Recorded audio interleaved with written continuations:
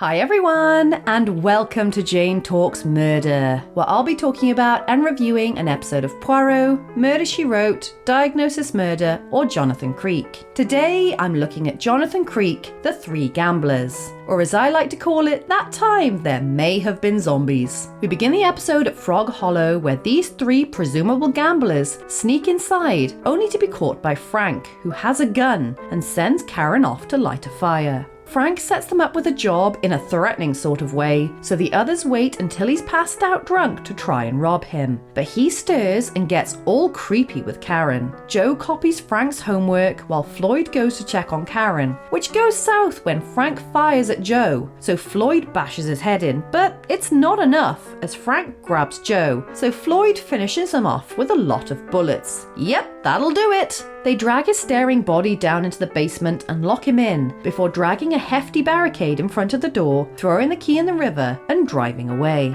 It's Jonathan's birthday, and he's delighted by the gift Maddie got him about using playing cards as weapons, but is less enthused about Adam's present, so he drags him to an amateur magic club, which Adam is furious about, and a rather gory act causes Maddie to faint. Karen stops Jonathan and tells him that Frank wasn't human, and runs through her story where she met Floyd and hit it off, but he was pals with Joe and Frank, who wanted them to be drug mules, which led to the meeting at Frog Hollow, where we know what happened. They went ahead with the drug deal, but were caught, and Joe was gunned down, and while the other two escaped and laid low, Floyd was racked with guilt and decided to admit to the police about Frank's death. They all went back to Frog Hollow and chopped and moved the dresser, only to reveal a hand and Frank really creepily having crawled up the stairs. Jonathan's not interested, especially when Karen mentions zombies, and at work he practices his card flinging while Adam talks about going on the Jonathan Ross show, and Maddie appears at the theatre. Floyd rambles on about spirits and ghosts and Frank's revenge and shit, and the police ask Jonathan and Maddie for help with it all. He says the contact for the drug lord was in Frank's pocket,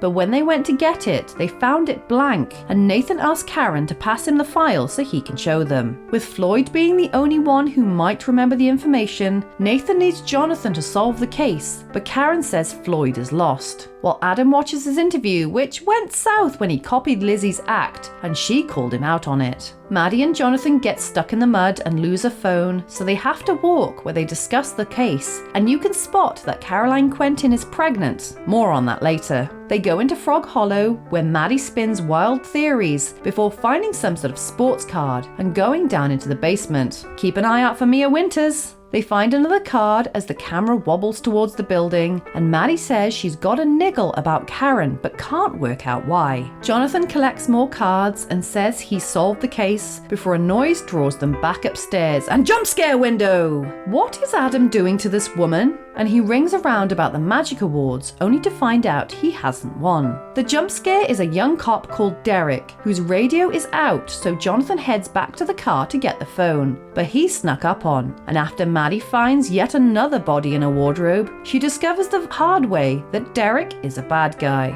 Oh dear God. Jonathan's been picked up by the police, who says their guy called in a suspicious-looking Derek a couple of hours ago, thinking he may be a hitman for the drug lord. Really? This guy?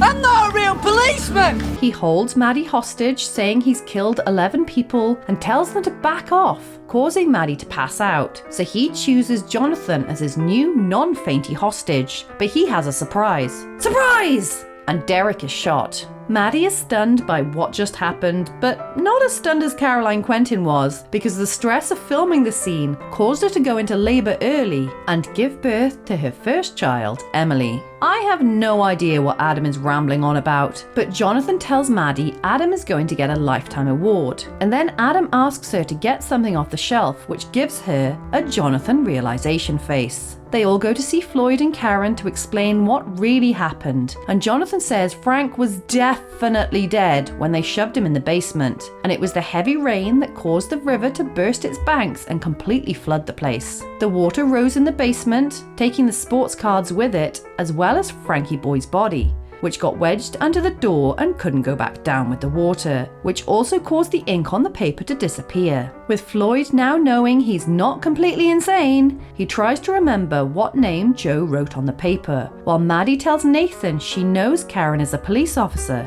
That's how they escaped the drug bust. And she knew because before, Nathan had asked Karen to pass him a specific file, and she went for it straight away, something only a police officer would be able to do. Nathan is like, great, you figured it out, I don't care. And later, Jonathan is horrified to find Adam has skipped the Magic Awards in favour of playing at some dive bar instead. This one scared the shit out of me as a kid, as this show does eerie oh so well, and Frank's body clawing his way up the stairs was right up there with what was behind the wall in Jack in the Box. I found Frank creepy when he was alive, so the thought of him moving after death gave me the willies, and of course, as is on theme, I wasn't able to work out the solution when I was a kid.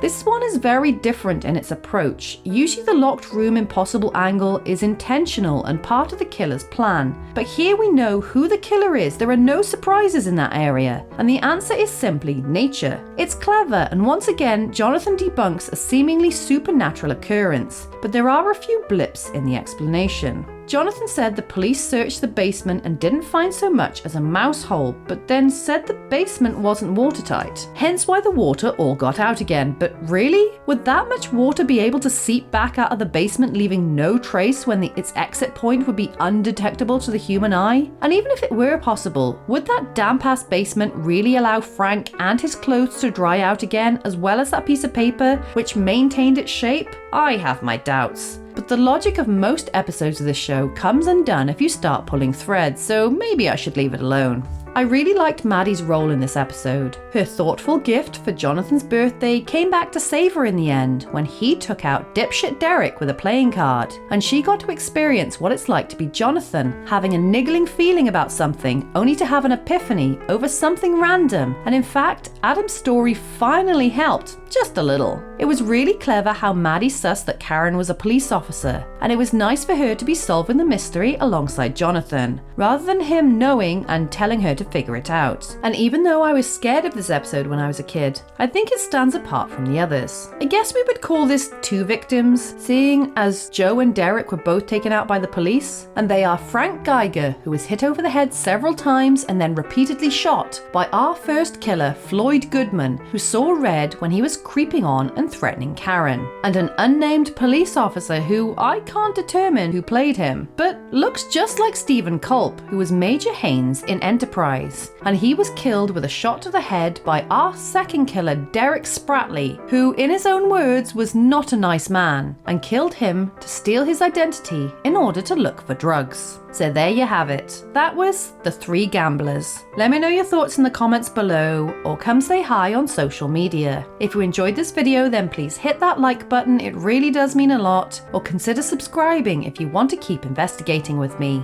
Alternatively, feel free to check out my other YouTube channels. Thank you so much for watching, I'll speak to you soon, and keep an eye out for clues.